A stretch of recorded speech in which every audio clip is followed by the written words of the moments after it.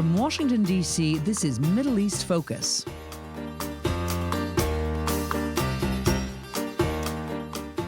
Hello, and welcome to Middle East Focus, a weekly podcast on regional affairs and U.S. policy, produced by the Middle East Institute in Washington, D.C. I'm Alistair Taylor, MEI's editorial director. On today's episode, we're going to be talking about Israel-Palestine, and the discussion will be divided into two parts. In the first segment, I'll be speaking with George Salem about the Partnership for Peace Fund, a U.S. government effort to promote economic, social, and political connections between Israelis and Palestinians. In the second part, I'll be talking to Brian Katulis and Khaled Elgindy about the situation on the ground. We'll be discussing the political, economic, humanitarian, and security situation in the Palestinian territories, the upcoming Israeli elections, the role of the international community, and what the U.S. government can and should do on the policy front. First up on the program, I'll be speaking with George Salem about the Partnership for Peace Fund, established under the Nita M. Lowey Middle East Partnership for Peace Act enacted by Congress in 2020. A highly regarded legal expert on labor and Middle East issues, George Salem has had a long career working in government and the private sector, serving as the Department of Labor's Solicitor of Labor during the Reagan administration, and as a member of the State Department's Advisory Group on Public Diplomacy in the Arab and Muslim world during the Bush administration. He serves on MEI's board and is the inaugural chair of the Partnership for Peace Advisory Board. George, welcome to the program, and thank you very much for joining us today. Thank you, Alistair. Glad to be with you. Let's dive right in. How did the Partnership for Peace Fund come about, and what are its objectives? Well, the Middle East Partnership for Peace Act came into law as a result of years of effort by the peace-building community, as well as dedicated members of Congress and their staffs, and other peace advocates, all of whom wanted to see the U.S. government invest more heavily in people-to-people peace-building. It passed, as you mentioned, Alistair, in December of 2020 with bipartisan support, thanks in large part to the advocacy of Congresswoman Nita Lowey, for whom the legislation is named. And Congresswoman Lowey is also a member of our board. The goal of the legislation is to demonstrate the U.S. government's commitment to bringing Israelis and Palestinians together with the goal of increasing mutual understanding, promoting principles of coexistence, and laying the foundation for an eventual two-state solution. MEPA represents an expansion of the peace-building work of the U.S. Agency for International Development and the work it's done for years in terms of real dollars. $50 million a year is the largest ever allocated to this kind of people-to-people and economic development programs for USAID. And it adds a focus of bringing people together through economic development, as well as more traditional civil society peace-building work. In addition to USAID, in support of this economic development goal, the legislation also includes the Development Finance Corporation. Each year, USAID and DFC agree on a division of the $50 million that MEPA has appropriated, and which we expect to go at least for 5 years for a total of up to $250 million. This year, aid is programming $46.5 million out of the total, and DFC allocated $3.5 million, which went to the Middle East Investment Initiative, which is a very successful program of job creation and guaranteeing loans to small and medium enterprises in Palestine. And resulting in the creation of 36,000 good-paying jobs in the West Bank, East Jerusalem, and Gaza.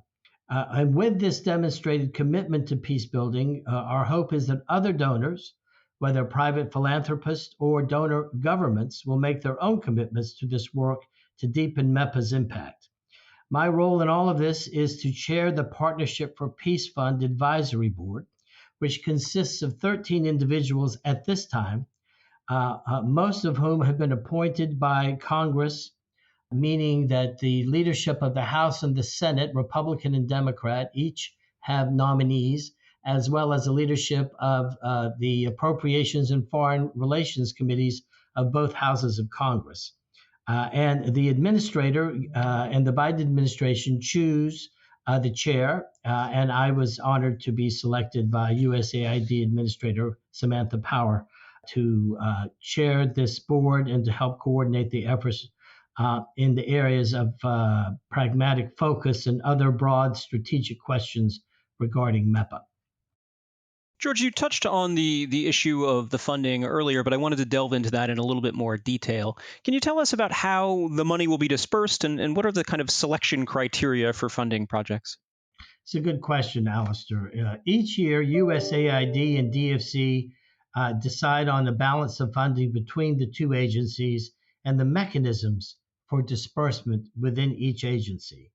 Um, on the USAID side, the teams in DC and the region are focused on striking the right balance between the various sectors of focus and funding for both cross border projects and projects between Arab and Jewish citizens of Israel, as well as projects between Palestinians and the United States, as well as elsewhere in the world. In order to meet the program's goal, AID has opened two separate funding opportunities: the people to people grants mechanism with broad parameters that seeks to give awards in a variety of sectors to those who can articulate a vision of how they will achieve the overarching goals of MEPA to bring Israelis and Palestinians together to do tangible work while increasing shared understanding. And then in addition, there is the multi-year contract called Building Regional and Economic Bridges, or BREB, to achieve a variety of goals in the economic sector, including bringing Israelis and Palestinians together in joint ventures to create jobs, generating trade on behalf of Palestinians, placing young Palestinians in internships, and creating other economic linkages that will yield tangible benefits and prepare firms, particularly on the Palestinian side, for DFC investment. Both of these solicitations are closed for this year, and we expect announcements on the final awardees soon. That said, there will be $50 million worth of additional funding opportunities to apply for next year. Let's get into the specifics of some of the projects that have been funded so far. I know two new grants were announced during President Biden's recent trip to Israel and the West Bank in July. The first of $2 million went to the Perez Center for Peace and Innovation to establish a medical cooperation consortium. Can you tell us a little bit more about that? Sure. USAID has issued 5 grants under MEPA so far, and as I mentioned, more are coming. DFC has issued the one to the Middle East Investment Initiative that covers its operating costs for the next few years. So far, the grants have included women entrepreneurs, environmental experts, and trade organizations.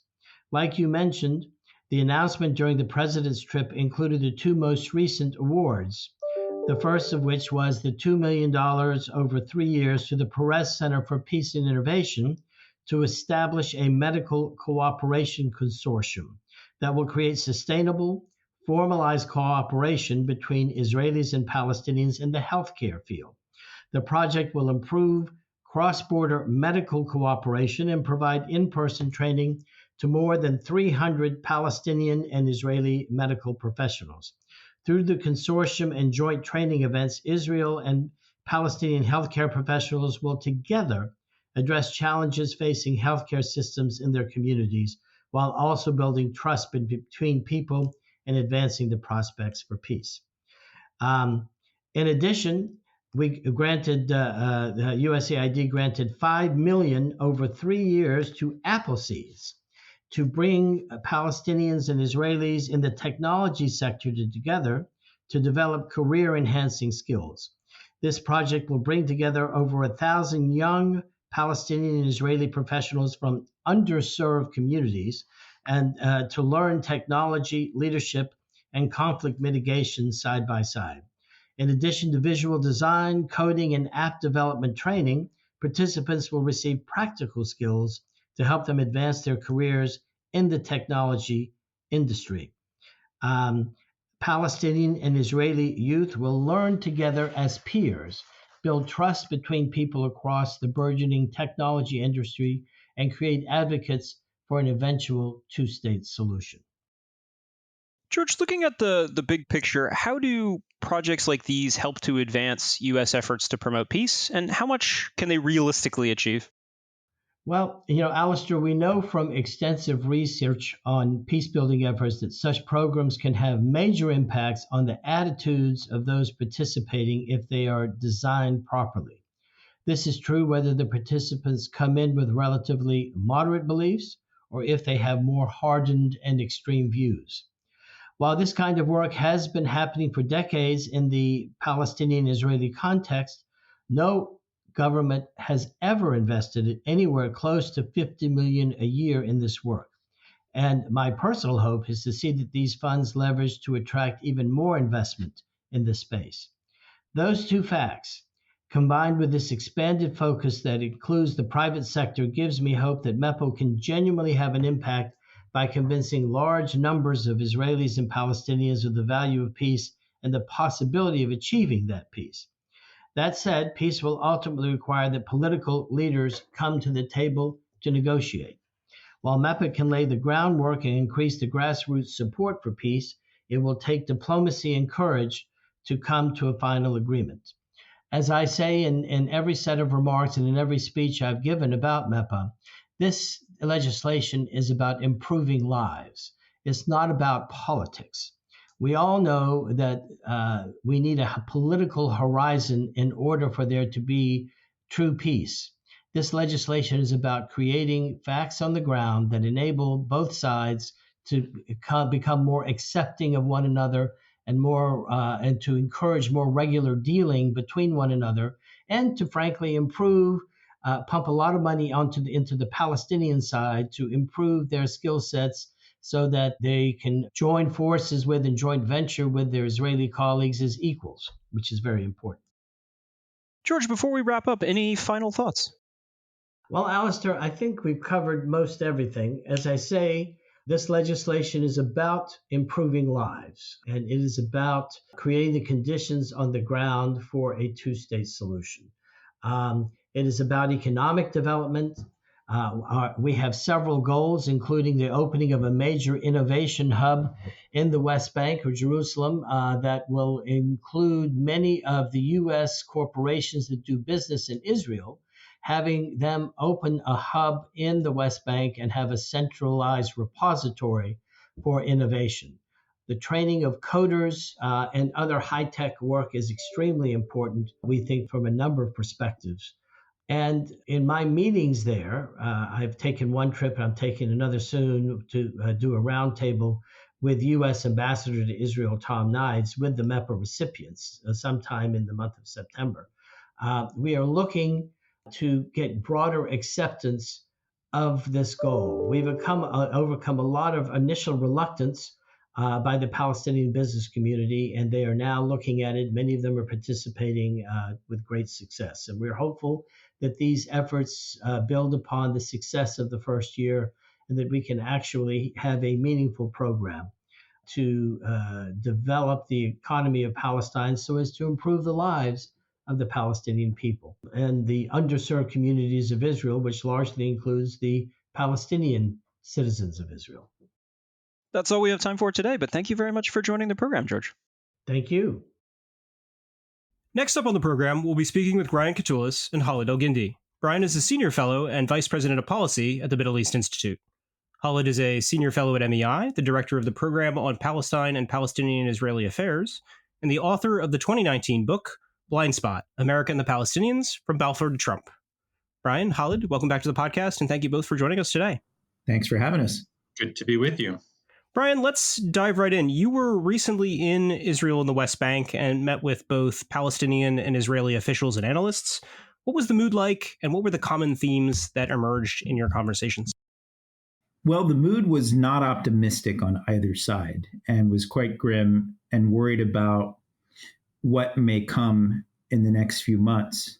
This is not different from previous trips that I've had there recently, but I think there are more serious causes for concern about what might happen both inside of Israel and its politics, as well as Palestine and what's going on and not going on there. But before I get into that, just one quick note is that I've worked and lived over there in the West Bank and Gaza and East Jerusalem back in the 1990s. So I go back regularly. I have a deep appreciation and connection to many of my friends in Palestine as well as Israelis. And what I find in our debate here in the United States is that we often forget about the human element and look at sort of the crazy politics, which is what we'll do in this podcast, and the lack of sort of political openness amongst Palestinians as well, and forget that they're just ordinary people who want to live lives of decency and want their leaders to do better for them. And I was reminded of that, of course, in the conversations with the non-officials and people outside the bubble. It's not unlike what we experience here in our own country. And I think it's a simple point, but an important one to make. And on both sides, on the Israeli side, they're heading into their fifth election in 3 years. And the sort of safest prediction of the results of that election is quite likely there'll be a sixth election in 2023. So there's just an inherent division inside of Israeli politics. It's entered a period of no really big ideas. The fundamental question around this election, one of many, but a leading one, is to Bibi or not to Bibi. Will Netanyahu, the former prime minister, assemble a coalition and be reelected? And some of that is just a function of their own political divisions. It's a function of the democratic political system that they have in their parliamentary system that seems to produce these divided results repeatedly. And there are calls for reform, especially in the wake of some real strains on their systems and questions about judicial independence and all sorts of new questions about freedom, I think emanating from some of the dynamics that have been there, but more pronounced now on the extreme right in the Israeli spectrum. So it's one of, we're voting again, but we're not happy about the choices. And there's not really a big debate about much of anything beyond the different identities inside of Israel. And there's certainly not a debate about the question of Palestine. On the Palestinian side, again, it's a complicated picture, but not optimistic. No hope was the phrase I heard quite regularly. If the Israelis are repeatedly voting in elections, the Palestinians have not done so in more than a decade and a half. And there's just a sense of despair, I would say, about the lack of political legitimacy among the leaders, and the leaders not only in Ramallah, but also in Gaza, talking to friends in Gaza, and the concerns that hundreds of thousands of Palestinians who live in East Jerusalem of not having their voice part of the debate. So it's not a positive picture when I talk to officials who some of whom may succeed President Mahmoud Abbas, the current president of the Palestinian Authority. I think they live in this own bubble where they think that they can somehow gerrymander and arrange some sort of transition that leaves them in their seats of power. And when you look at dynamics as they're unfolding in parts of the West Bank these days, I think they're deluding themselves. That I think there's a strong desire we see from public opinion polls, and also I heard in my conversations, for someone to hit the Control-Alt-Delete button in Palestinian politics, to hit a reset, and to allow for more voices to be, and especially younger voices, to be part of the decision-making process there. Khaled, the Palestinian territories are currently experiencing a major uptick in violence, one that is, as was underscored in the panel that you moderated just on Thursday, inextricably linked to the broader political, economic, and humanitarian situation. What do you see as the most pressing issues right now? Yeah, I mean, really, there are so many pressing issues, from the devastating blockade in Gaza that has completely impoverished the population, and Palestinians there don't even have potable drinking water. They have just 12 hours electricity.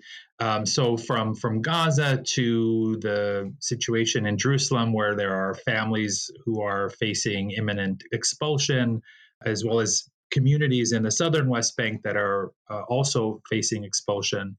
There's a wave of settler violence that has gone largely unchecked by Israeli authorities.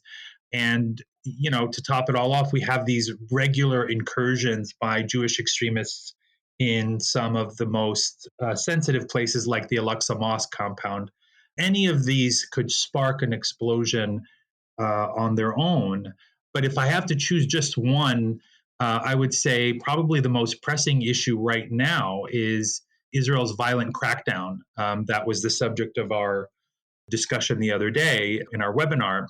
The violent crackdown on Palestinians in the West Bank, it's produced almost daily casualties, including just yesterday, a 7-year-old boy, Rayyan Suleiman, died while being chased, apparently, by Israeli soldiers just outside of Bethlehem. There are funerals happening almost every day. And of course, the funerals themselves become flashpoints for confrontations between Palestinians and Israeli soldiers. This is the kind of trend that we've seen for a few years, but it seems to be getting worse, right? The frequency of these kinds of explosions seems to be increasing. And right now, there is just nothing standing in the way. There is nothing to prevent it or mitigating it. There is no peace process. Forget about a process of negotiations or trying to resolve the conflict. There isn't even a minimal attempt by any party or group of parties to contain the conflict or mitigate the conflict in any way, which is very unlike similar periods of violence that we've seen in the past. And so the parties are really just left to their own devices. And when that happens, everyone is at the mercy of basic power dynamics. Israel, being obviously vastly more powerful, can impose its will with very few checks.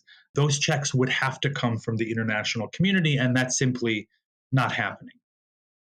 Khaled, following up on that, one of the points that came up repeatedly in your discussion on Thursday, and Brian touched on this as well, was the Palestinian Authority's worsening political legitimacy crisis and how Palestinian youth see no prospects for change, no political horizon. Can you elaborate on that? Yeah, and I think Brian characterized it very astutely. It was interesting, actually, because it's not necessarily intuitive that in a discussion like the one that we had the other day about a widening crackdown on Palestinians, that this issue in particular would emerge as sort of the central point that everyone seemed to emphasize.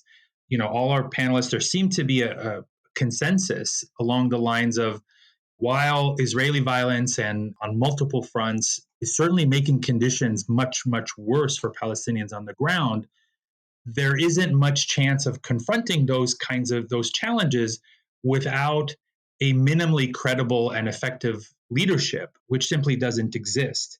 And so we've kind of gone back to basics. We've gone back to, in the old days, if there was an outbreak of violence, let's say 20 years ago, during the worst days of the Second Intifada, there was a lot of international activity, and they were going and sitting with Yasser Arafat in his compound, and they were saying, you need to do this, you need to take these steps, you need to issue these statements. And there was a leader who could credibly bring both factions that he had influence over and even opposition factions. He could come to some sort of political arrangement, although that wasn't always the case. Things got out of his control. But nowadays, there isn't even a minimally credible leadership that you could go to. When things happen in Gaza and Jerusalem, Mahmoud Abbas's leadership is basically irrelevant because they're not actors there. And so this is a fundamental problem, and I doubt very much that there will be any change, either in terms of the international response or the Israeli response, until there is some sort of credible leadership can emerge that can make the case and confront these challenges directly. Brian, Israel's gearing up for yet another election in November. You mentioned earlier that the Palestinians and the peace process aren't really a factor in the campaign. I wanted to get your thoughts on why then Prime Minister Lapid called for a two-state solution, in your view, during his speech at the UN General Assembly last week. So it's a good question, and I'll get to answering it in a second. I just want to stress one thing, and I think it's an interesting, almost symbiotic relationship between Israeli politics, as divided as they are right now, and the Palestinian political system as well. And one sort of common feature, they're two peoples living under very different systems, but they have a common affliction, which is the absence of healthy politics capable of building stable national coalitions responsive to the concerns of their own people, right? It's in the case of the Palestinians, you have the division between the West Bank and Gaza and attempts to isolate East Jerusalem from all of that. And then in the case of Israel, you just have a complicated parliamentary system that has all these sorts of rules, with low barriers to entry into the parliament that makes the coalition building process extremely difficult. The question of the Palestinians in Israeli politics has been pushed to the sidelines for a long period of time. I would argue after the building of the security barrier post Second Intifada and the efforts to isolate the Palestinians, by and large in Israeli politics, after the last big push by the United States on peace that included the Palestinians, and here I'm talking about what Secretary Kerry did, because what the Trump administration did was one of trying to isolate and pressure the Palestinians in a campaign of maximum pressure that tried to, not include Palestinians and the people in that sort of debate. When you look back on that period, that was the last time, really, it would have been around 2015 or so, that I think the question of Palestine came into the debates, the Israeli political debates. Right now, it's mostly out of sight, out of mind. And what I read Prime Minister Lapid's speech at UNGA, it was an attempt that you see from time to time to give voice to the things that are seen to be appropriate to say in international forums about what Israel's stance is on the Israeli-Palestinian question. And two-state solution, whether or not it's a reality anymore, whether or not it's even possible, I think is an open question, is the sort of thing that you say, right, in international forums, which is different than what you say to get elected inside of Israel. And inside of Israel, right now, it is this identity-driven politics. It lacks big ideas about what ideology is sort of, as one of our friends, Dahlia Scheinlin, said on a recent podcast, we're beyond the era of big, grand political visions, and that does not include the Palestinians. And I would say that there are some voices I met with on the Israeli side, just staying on the Israeli elections and politics, that they're groping for a new big national idea. There were attempts also in the previous government to include the Arab citizens of Israel, a novel idea, right? They're about 20% or more of the electorate inside of Israel, and they were part of that coalition. There's this phrase mamlechti in Hebrew that was some have used to try to get beyond the hyperpartisanship and divisions to a sense of nonpartisan governance. I don't think it's ripe yet. And the last thing I'd say is that, linking back to Lapid's speech, and the tragic thing is that for Israelis and others who've said Palestinians never miss opportunity to miss an opportunity. Well, guess what? The Israelis themselves are in a moment right now where they're missing an opportunity and likely to miss an opportunity. And it's in these regional normalization accords, which we have a diversity of views here at MEI about the value of them and things like this. But my simple point is that they're not going to go very far if they don't include the Palestinians and Palestinian voices. It just won't work. And there are no Israeli figures that are connecting the dots on all of this. Israel celebrated the second anniversary of the Abraham Accords while we were on the trip. And it really didn't resonate that much inside of Israeli politics, and didn't seem to matter that much. And I think it's because this missing piece, it's unspoken, but I think it's understood, is that we're likely to hit a wall and not likely to have many more openings, regional openings, without some sort of progress on the Palestinian front. Yet you have no Israeli leader going to their own public, to the Israeli public, and making that case. It's one thing to give a speech at the UN. It's another thing to actually fight it out in a political campaign at home, and they're not doing that. Khaled, building on what Brian just said, and sticking with the kind of theme of UNGA speeches, President Abbas welcomed what the Israeli prime minister said, but added that the kind of true test of his seriousness, the proof would be in the pudding, as it were, would be if the Israeli government actually returned to the negotiating table. Is there any prospect for that, in any future Israeli government, as far as you see? Yeah, I'd say there's probably a 0% chance of returning to negotiations, maybe even less. Frankly, I think negotiations are probably the last thing that are needed right now, both because, on the one hand, neither the United States nor Israel, as the two most powerful actors in this whole arrangement, are interested in negotiations, right? Why would Israel go to negotiations in order to give up land and territory and all of these things that are domestically very politically difficult? And the US is no interest also because the Biden administration is not interested in pressuring Israel to do any of those things. That's a very heavy political lift. And so the Palestinians, the Palestinian leadership, if they're the only ones who want negotiations, obviously they're not going to happen. But frankly, they couldn't succeed anyway, because we've seen this over and over again. Negotiations don't happen in a vacuum.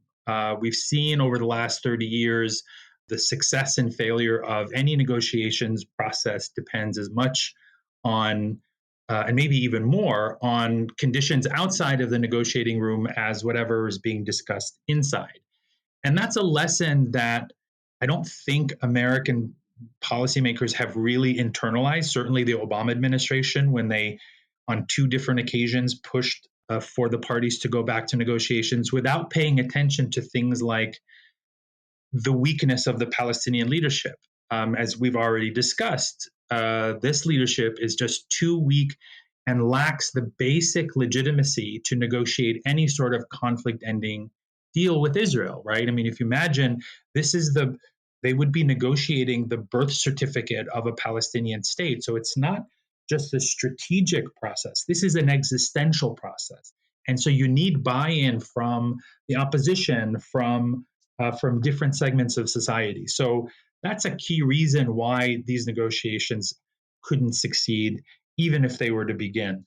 The other is that Israel has, as I said, why should Israel sit down to negotiate in good faith, things that it can simply take without negotiations, right? I mean, Israel isn't going to altruistically, out of the goodness of their hearts, agree to divide Jerusalem and sovereignty over most of the West Bank to the Palestinians, much less, give them a capital in East Jerusalem. So until those things change, this fundamental weakness and illegitimacy of the Palestinian leadership and the Israeli incentive structure, until those change, there's just no point in having negotiations. Khaled, following up on that, the picture we've painted here so far is pretty grim. The prospects for advancing the peace process are obviously not existent in your view. The political dynamics on both sides seem stuck, and violence is on the rise. Where do you see these trend lines heading? Unfortunately, I see them heading in the same direction that they've been heading probably since around 2014 or 15, where we see episodic violence in Jerusalem, in Gaza, in now also in the West Bank, and occasionally, as we saw last year, even among Palestinian citizens of Israel, they became sort of part of this dynamic as well. So we're seeing regular eruptions of violence and turmoil, but they're becoming more frequent, and they could become more deadly also. One, I mentioned this the other day in the webinar. One Western diplomat described the situation to me on the ground as it's like the Second Intifada, only without Israeli casualties. So imagine when that dynamic changes, if there is a renewal of something like suicide bombings or bus bombings or anything along the lines of what we saw 20 years ago, then things could very much get out of control. And I think, without strong international intervention, that is where things are likely to be headed, because violence will only beget more violence. I mean, it's a cliche, but I think it's ultimately true. At the end of the day, something is going to give. The situation is going to blow up. Palestinians are not going to remain politically fragmented forever. And when that happens, I think we're going to see an explosion that is directed not just at Israel, but quite possibly also at their own leadership for all of the reasons that we discussed, because of their ineptness and so forth. Brian, following up on Khaled's point there, where does that leave us? We'll delve into the U.S. side of things in a bit, but what about the international community more broadly? What can it do to help address this situation? Well, let me divide my response into two categories. One, what is likely to happen? And then second, what could happen if people leaned in a bit more, and Khaled said if the international community engages more. One thing Khaled said about U.S. administrations which I agree with to a point, but then I think has shifted, particularly under the Biden administration.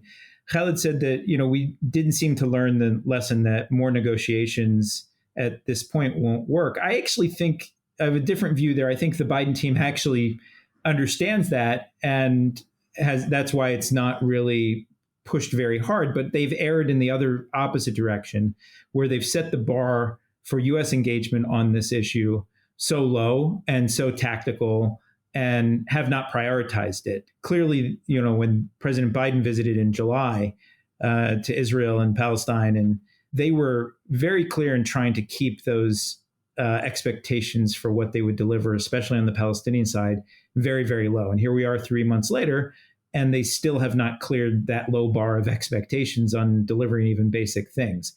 And that's a function of, I think, the Biden team looking at what had happened in the 2 terms of Obama, what Trump, sort of his goofy experiment that, yes, did produce some results, but those results won't stand the test of time without including Palestinians.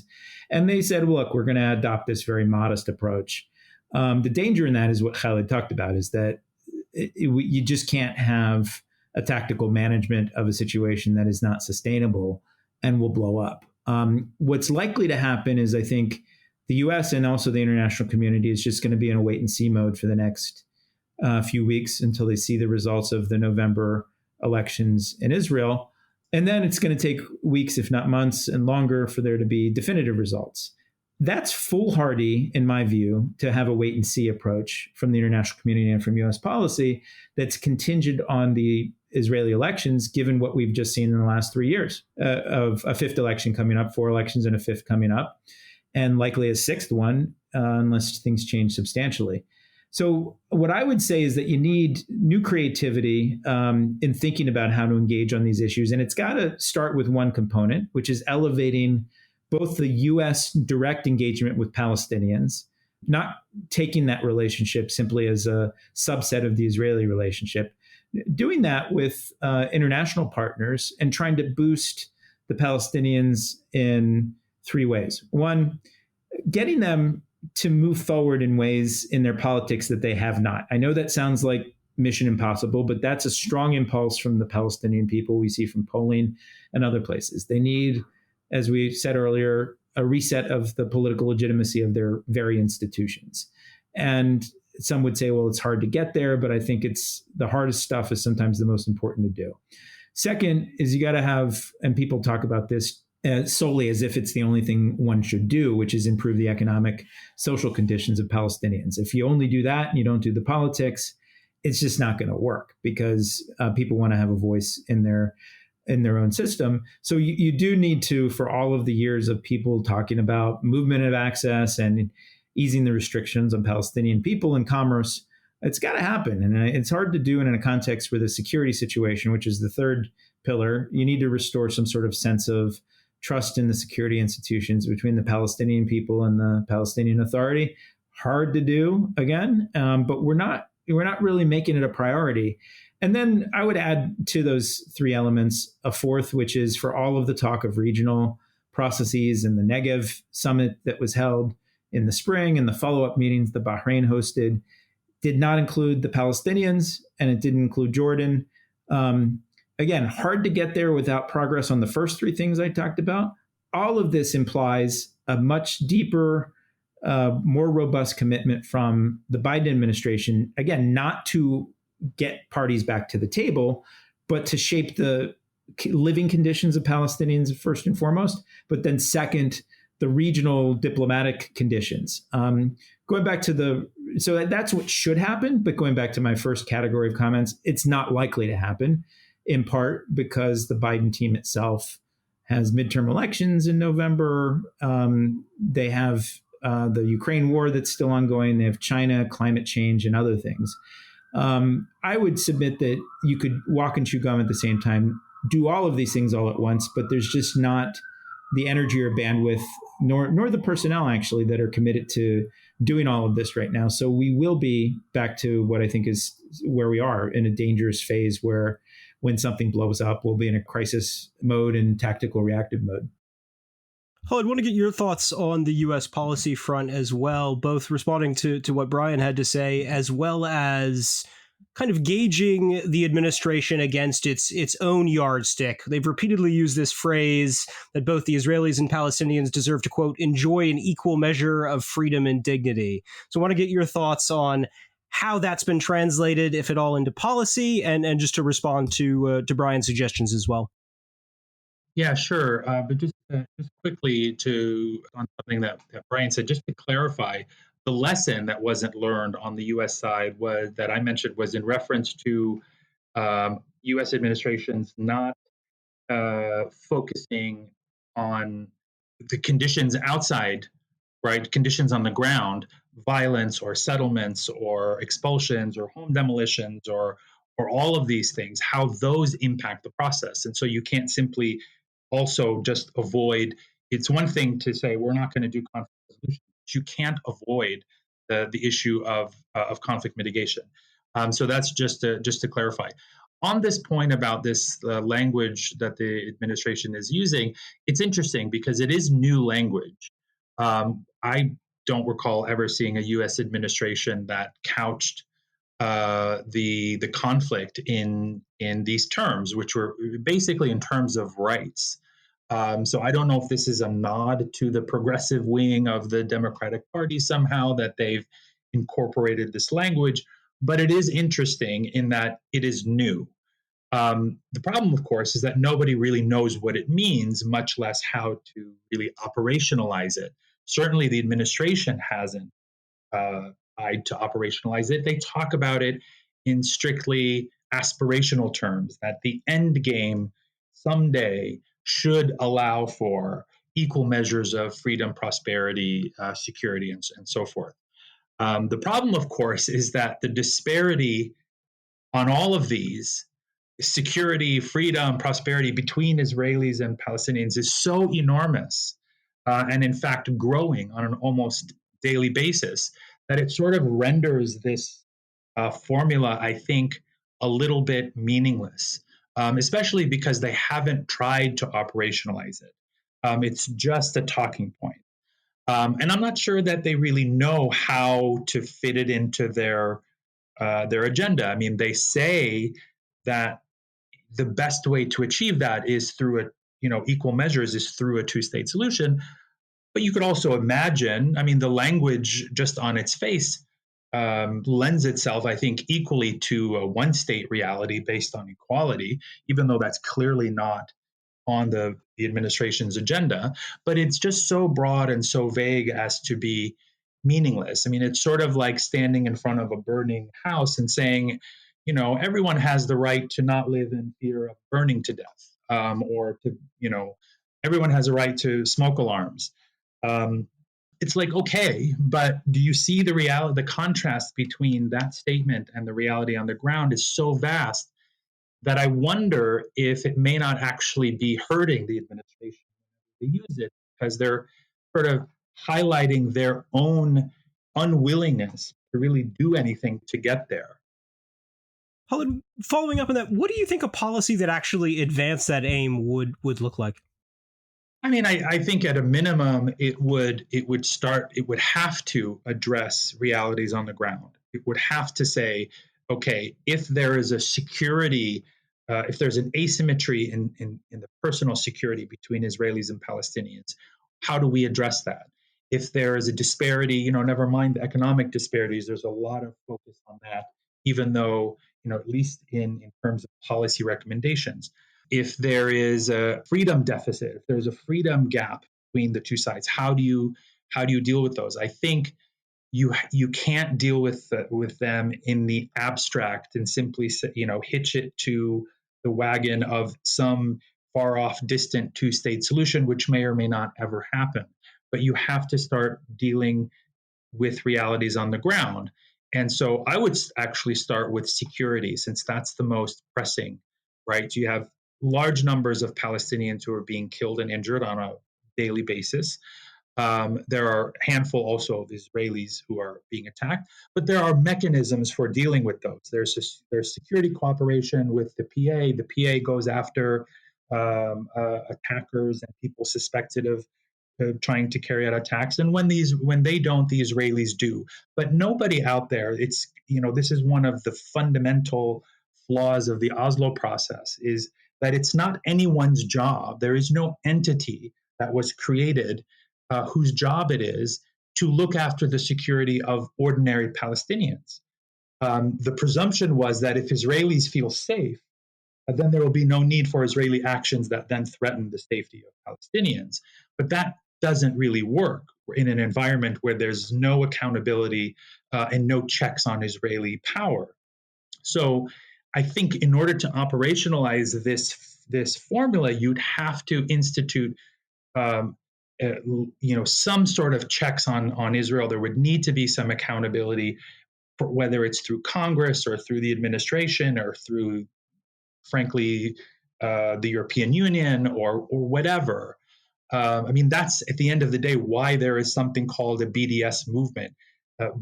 The call to boycott Israel didn't emerge in a vacuum. It emerged in an environment of more or less total Israeli impunity. And so I think that has to be the response. There needs to be accountability. If it doesn't come from the United States and the international community, then you're going to see civil society try to fill that void. We're running short on time, but before we wrap up, I want to ask both of you for your outlook moving forward and concluding thoughts, starting with you, Brian. Yeah, again, I think the outlook looks pretty grim right now if the United States and other outside actors simply are going to be largely in this strategic wait and see mode. We're in a context in the United States here where we had a couple of administrations and a lot of advocacy in our policy front that essentially said the U.S. should disengage from the Middle East. And I think the Biden visit and what President Biden said in July signaled a different type of approach in word, if not yet in deed, that the U.S. was going to show up, do more, and provide reassurance to some of our closest partners in the region.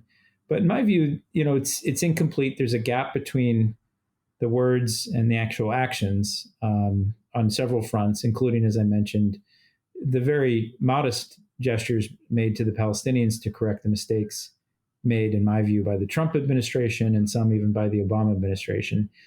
But the U.S., I think, the outlook looks grim. I think it could get a lot worse if there isn't more engagement by the international community, as I think both Khaled and I are saying. And it needs to come from multiple nodes. And the key opportunity, and I'll focus here on one, are these regional dynamics where I think, yes, it's great for Israel that it's opening up relations and now can fly over Saudi Arabia into India and other places. But there will be a limit on how far that goes if justice and equality of the Palestinians and their concerns and the people aren't part of that. Making them part of that is easier said than done. It's not going to happen by the Palestinians themselves. It's certainly not going to come from some impulse that's hidden in Israeli politics today.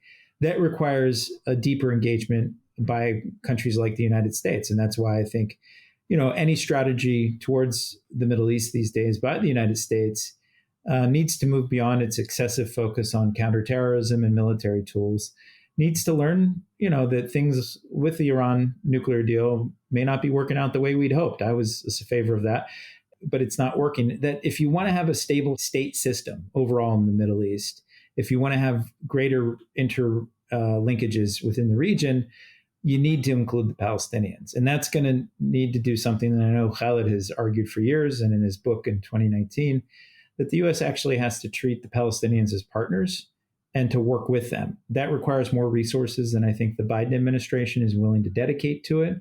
But we offer ideas in the hopes that somebody's listening, right? And in the hopes that they won't get caught in this reactive spin cycle of crisis management that I think will in fact emerge if we don't do more rather than do less. Khaled, you've got the final word. Yeah, thanks. I'll be brief because I think Brian covered it pretty well. Sadly, I agree that things are likely to get worse before they get better. And as Brian said, it will probably take some sort of concerted international intervention to make that happen. But it's not likely until things perhaps get really, really bad. And it may take Israeli casualties before there's any real intervention. That said, I think in the long term, well, the medium to long term, I think nothing is really going to change on any of these fronts until there is a change within the Palestinian leadership, not just a new leader in the same old kind of ossified institutions, but a genuine renewal of and revival of Palestinian political life and Palestinian political institutions. That is a long-term project. Even if we were to have a succession process start tomorrow, it would still take time to kind of rebuild these institutions and get buy-in from all the different segments of Palestinian society, not just those who live under occupation, but remember the PLO was supposed to also represent Palestinians in the diaspora and the refugee camps as well. So this is a long-term effort, and my sense is that it's a generational process. We're not going to see any kind of meaningful change until I think we see that change developing on the Palestinian side. That's all we have time for today. But Khaled, Brian, thank you both very much for joining the program. Thank you. Thanks a lot. That's all the time we have for this week. I want to thank all of our guests on today's program, as well as our listeners for tuning in, and our production team for their work on this week's episode. For the latest on MEI's coverage of Israel-Palestine, please visit our website at www.mei.edu.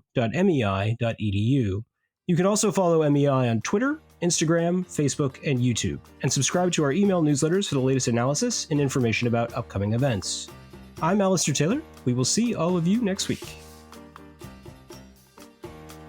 This has been a presentation of the Middle East Institute.